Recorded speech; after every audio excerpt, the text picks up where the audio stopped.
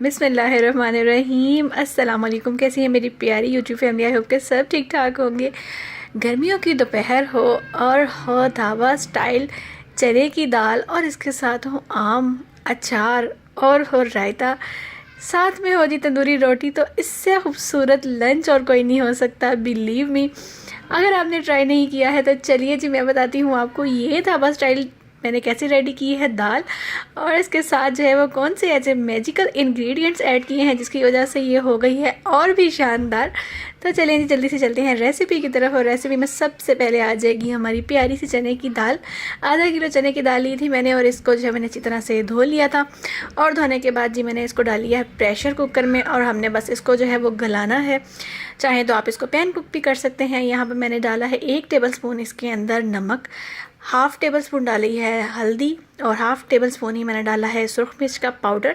इसमें जाएंगे ये कुछ मसाला जात और साथ जाएगा सूखा धनिया। और जनाब यहाँ पर डाल देंगे हम इतना पानी कि हमारी जो है वो दाल गल जाए। और इसको जो है वो आप अगर पैन कुक करें हैं तो ज़ाहिर बात है पानी थोड़ा ज़्यादा डालेंगे। साथ ही साथ चलते हैं जी इसका मसाला प्रिपेयर करने की तरफ। और आएँ जी, आज आपके सामने एक पेश ही खिदमत है सरसों के तेल में बनी हुई दाल। और आज ही हमने जो है वो ये सरसों का ऑयल ट्राई किया है और बिलीव मी कि इसका टेस्ट जो लाजवाब बना था। और जो असल में जो है ना इसके जो मैजिक है ना वो इसी में है। इसको आप सरसों के तेल में बनाइएगा, बहुत ज़बरदस्त बनेगी। यहाँ मैंने ऑयल इसमें डाल लिया है और आप देखेंगे कि इसके अंदर झाग आ रही है, काफ़ी ज़्यादा आ रही है, तो इससे बिल्कुल भी परेशान नहीं होइएगा। सरसों का ऑयल अभी कच्चा है और इसको जो है वो जैसे ही ये कुक होएगा थोड़ा सा तो इसका ये जो झाग है ये बैठ जाएगा। और इसने इतनी जल्दी प्याज फ्राई किया था कि इतना आम कुकिंग ऑयल में जल्दी प्याज फ्राई नहीं होता है। लिटरली 2 से 3 मिनट में प्याज बहुत ही प्यारी सी गोल्डन हो गई थी।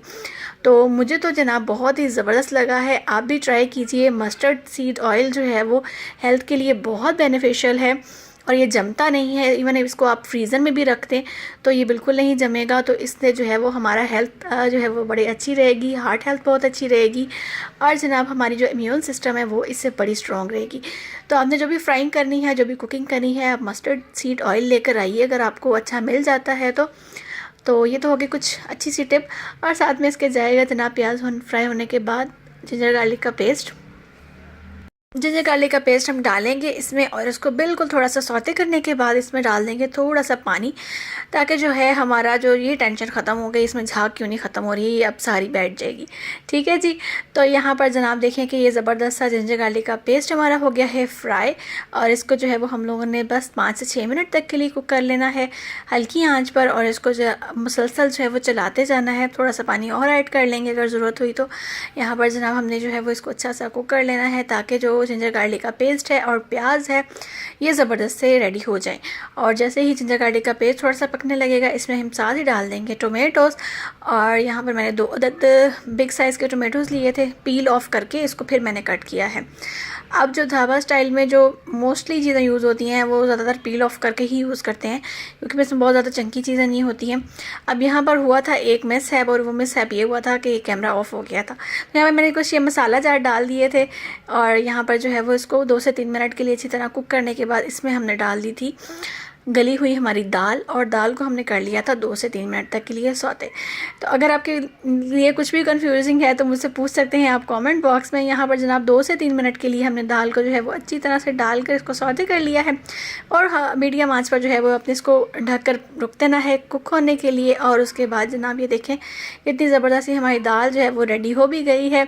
कुछ मुश्किल नहीं है इसमें, बिल्कुल सिंपल सी रेसिपी है। यहाँ पर मैंने इसमें थोड़ी सी स्प्रिंकल की है कसूरी मेथी, सब्ज़ धनिया, सब्ज़ मिर्चें, अदरक।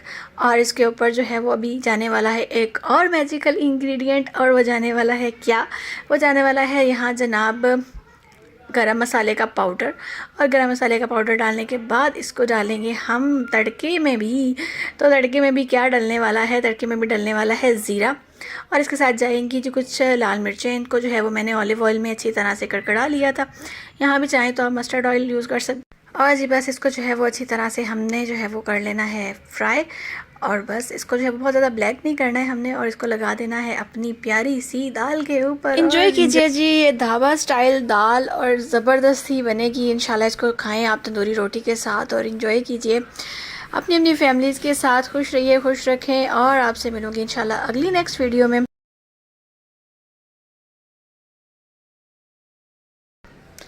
जाते जाते एक रिक्वेस्ट के चैनल को सब्सक्राइब कीजिएगा, वीडियो को लाइक कीजिएगा, अपनों के साथ शेयर कीजिएगा, खुश रहिएगा, खुशियाँ बांटिएगा और मुझे दीजिएगा इजाज़त। मिलूंगी आपसे अगली नेक्स्ट वीडियो में, तब तक के लिए अल्लाह हाफ़िज़।